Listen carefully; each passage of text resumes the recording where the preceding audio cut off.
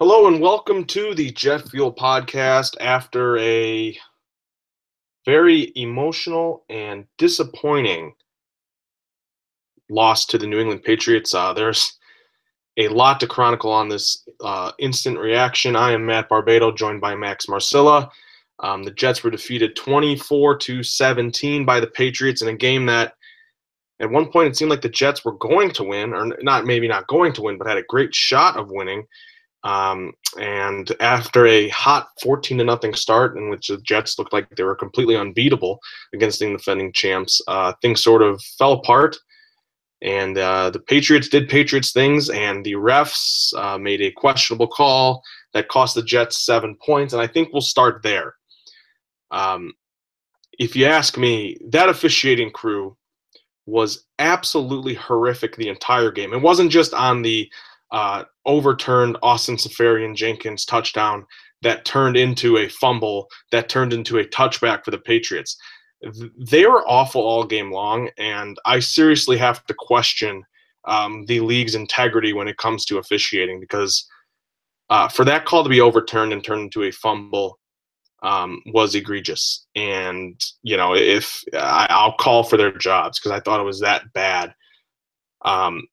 I don't know if it necessarily cost the Jets the game, but it's a call where they probably could have been tied heading into overtime in a game that really did matter for the Jets. So, Max, what's your reaction to the probably one of the worst calls I've ever seen in my life?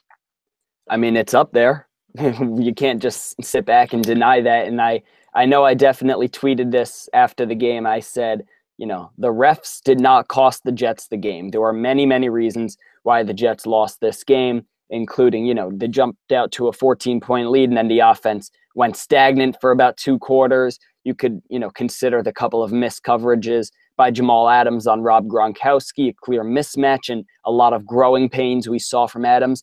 But, you know, just because there were other reasons why the Jets lost this game does not make the call okay. It was a terrible call.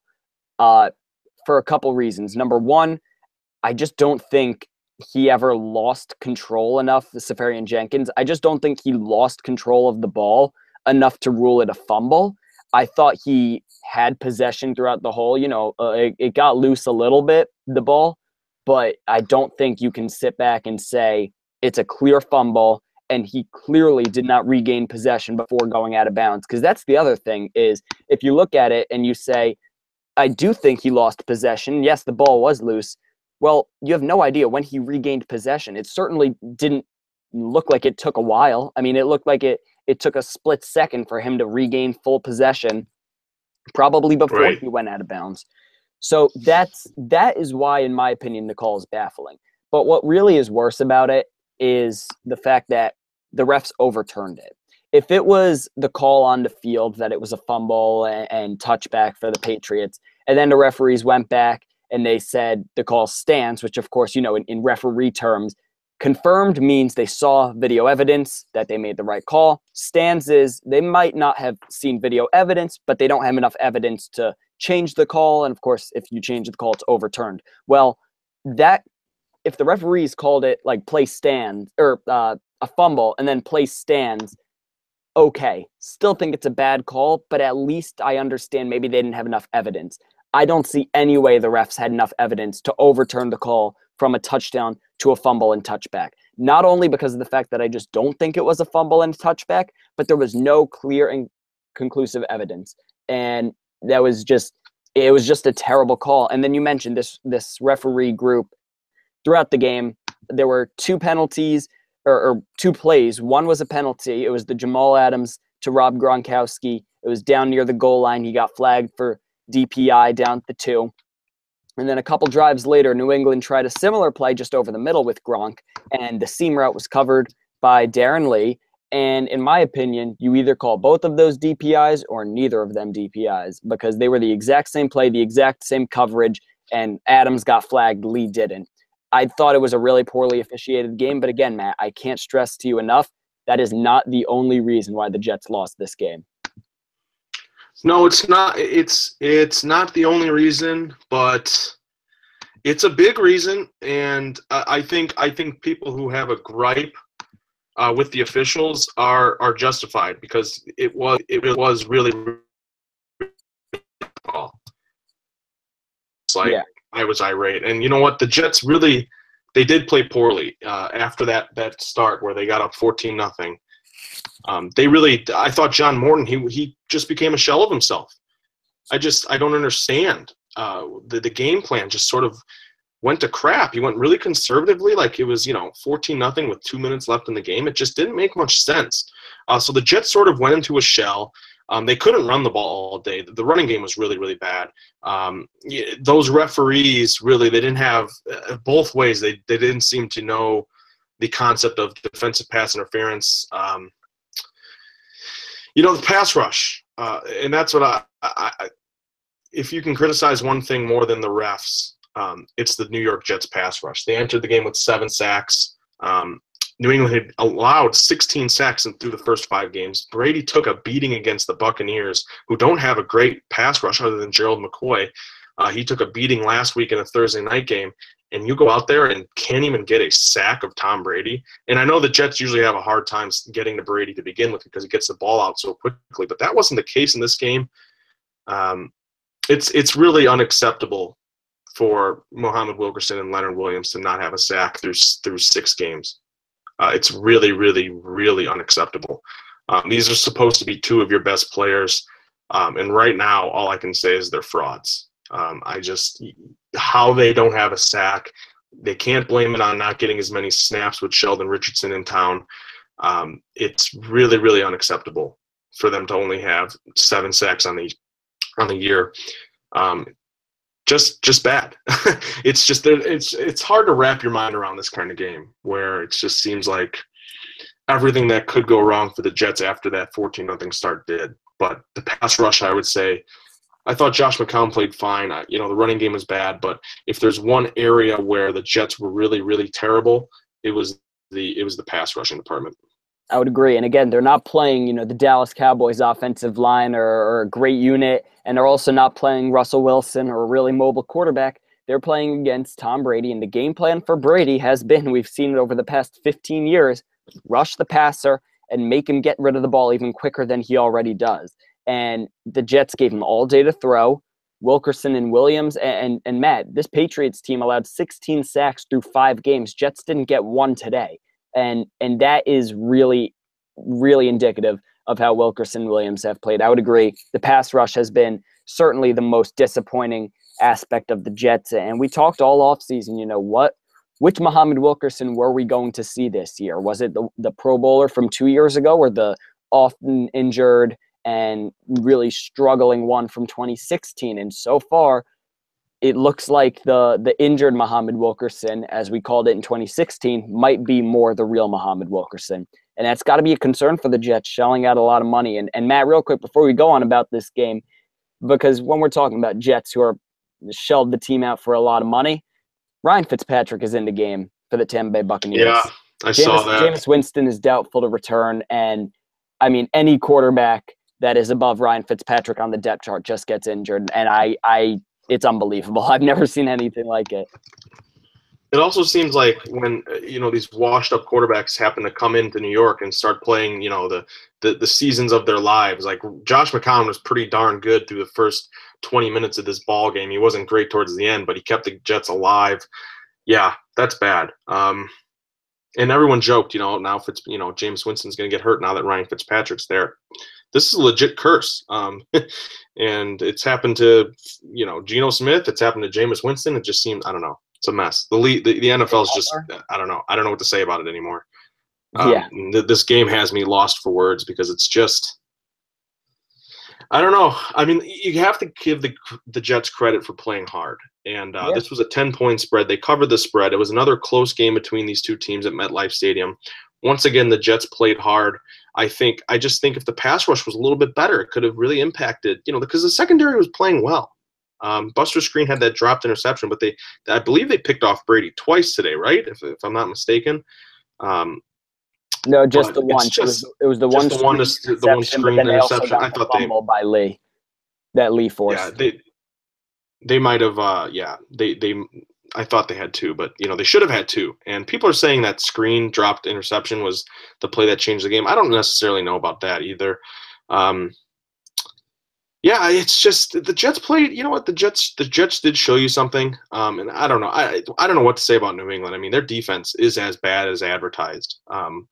Josh McCown should not throw for 354 yards against you. I mean, that's really, really terrible. So the Patriots seriously have some issues they need to figure out themselves. I guess we can wrap up this quick little reaction with this, and it's sort of a long-term question. The Jets are 3-3. They have 3 wins over 3. I don't know what to think of teams. I mean, Miami, they go in and beat Atlanta on the road. I mean, it's just crazy. Jacksonville thumps the Steelers. They're playing the Rams right now. And then they beat the Browns, who, the Browns are terrible, obviously, but they didn't look good in that game. And then they put up a competitive effort against New England. Where are you on the spectrum of, tanking versus playoffs? Where do you sort of lie on that? Because, even in a losing effort, the Jets kept it close with the defending Super Bowl champions and had a 14-point lead.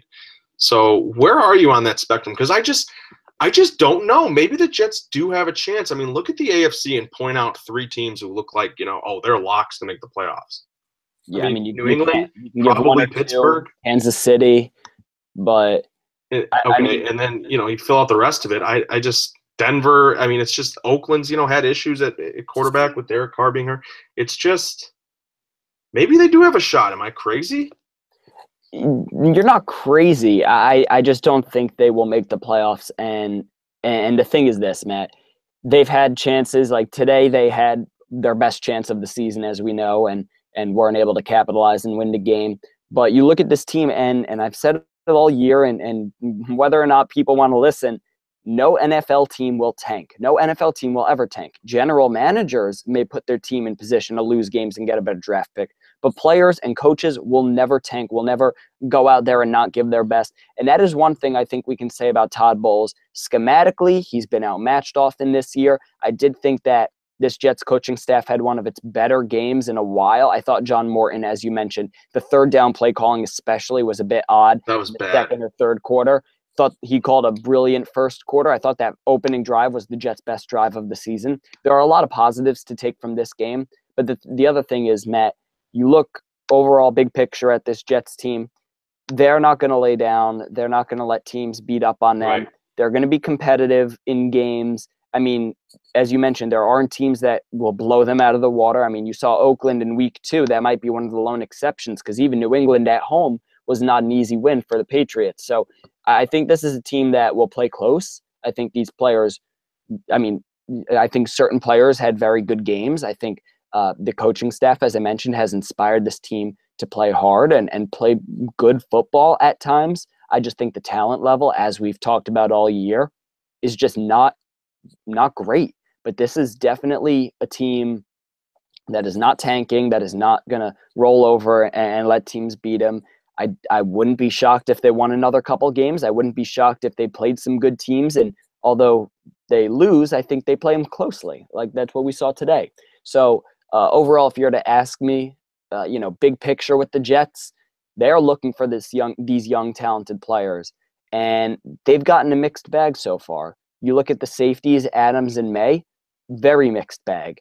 Adams has had games where he looks like a budding superstar, and then he's had games today where, granted, going up against one of the best tight ends in NFL history, he was overmatched. That's what to expect as a rookie. Look at a guy like Darren Lee. All year, he's been struggling covering running backs. He struggled on a wheel route today on a fade that was caught. But overall, he played a pretty good game. He made a stop in the backfield. He forced a fumble. He poked the ball out on that play. So I think if the Jets, even a guy like Robbie Anderson, who I've criticized often throughout the early stages of the season because he's, a great deep ball guy and other than that doesn't provide much. Well, the first drive of the game, Robbie Anderson ran a route that left Malcolm Butler in no man's land. It was just a beautiful route. He made a big play on fourth down. You have to take positives if you're the Jets from your young players. You have to work on them growing, and that's what this season is about. Don't get lost in wins and playoffs just because the AFC isn't good. focus on the young guys and how they can develop. I think the Jets saw some potential from their young guys and some struggles from their young guys today. I don't think that'll change much throughout the year. I think that's what this year is about. I don't think there's playoffs. I don't think they're tanking. They are right in the middle. This is a competitive team. They'll be fun to watch and really fun to cover, Matt.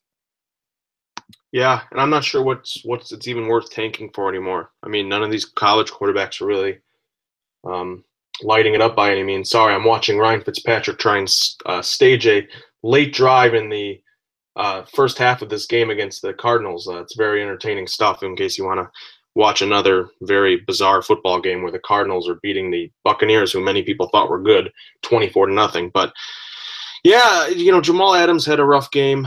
He was clearly, I mean, he got Gronked. I mean, he was just dominated by Gronk, and it's not going to be the first guy or the last guy that Rob Gronkowski has dominated in his Hall of Fame career.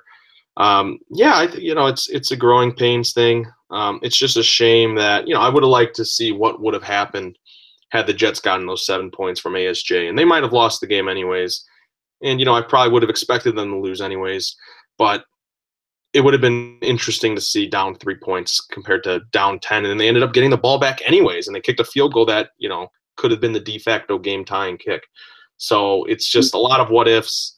But it's better than a 40-0 blowout, and that's sort of what I was fearing. That's sort of what I thought was going to happen.